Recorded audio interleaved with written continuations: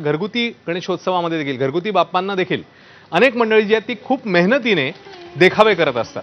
बीडमध्ये जाऊया। परळीतील आरबुने कुटुंबाकडून गणेशोत्सवानिमित्ताने ग्रामीण भागातल्या राहणीमानाचा देखावा हा सादर करण्यात आलाय, ज्याच्यामध्ये जुनी भांडी, धान्याची पोती अशा विविध वस्तूंचा या देखाव्यात समावेश करण्यात आलाय।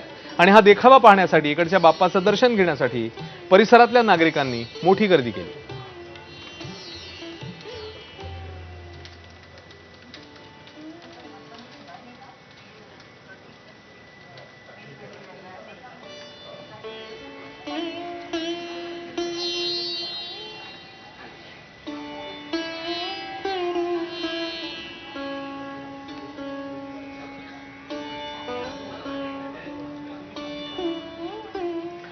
आणि आता जाऊया जळगावमध्ये, कारण जळगावमध्ये देखील एक वेगळी बाप्पांची मूर्ती आहे जी सगळ्यांच्याच आकर्षणाचं केंद्र ठरते।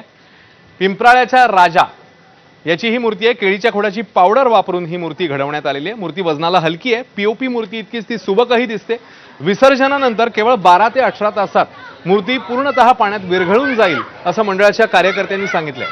केळीच्या खोडाच्या पावडरपासून मूर्ती घडवण्याचा प्रयोग महाराष्ट्रातच नव्हे तर देशभरात पहिल्यांदा झालाय असं या मंडळाच्या पदाधिकाऱ्यांचं म्हणणं आहे। आणि या मूर्तीचे दर्शन घेण्यासाठी भाविकांची मात्र मोठी गर्दी पाहायला मिळते।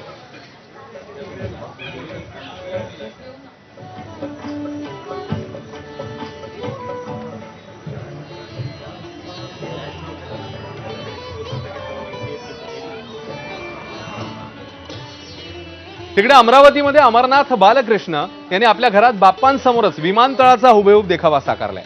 अमरावतीकरांचं विमानतळाचं स्वप्न यंदाच्या वर्षी पूर्ण झालं। या निमित्ताने हा देखावा साकारण्यात आलाय। वर्तमानपत्र, ऑनलाईन फोटो जमा करून त्यांनी हा देखावा साकारलाय आणि ज्याची ही परिसरात चर्चा आहे।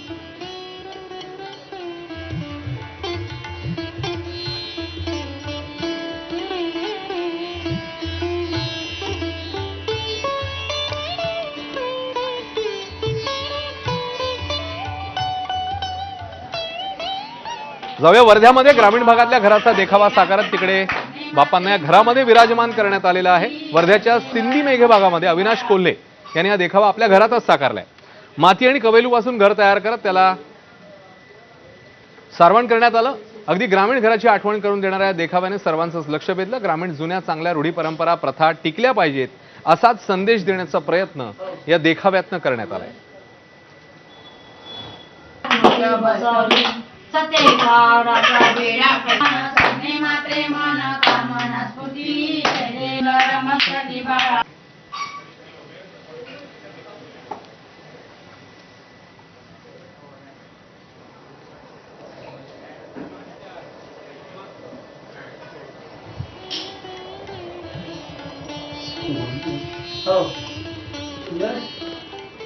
आणि आता अन्य घडामोडी बघणार आहोत। बातमी येते थेट पंजाबमधनं, कारण पंजाबमध्ये तब्बल 37 वर्षांनी महापूर आलाय आणि जवळपास सगळ्या जिल्ह्यांना, पंजाबमधल्या जवळपास सगळ्या जिल्ह्यांना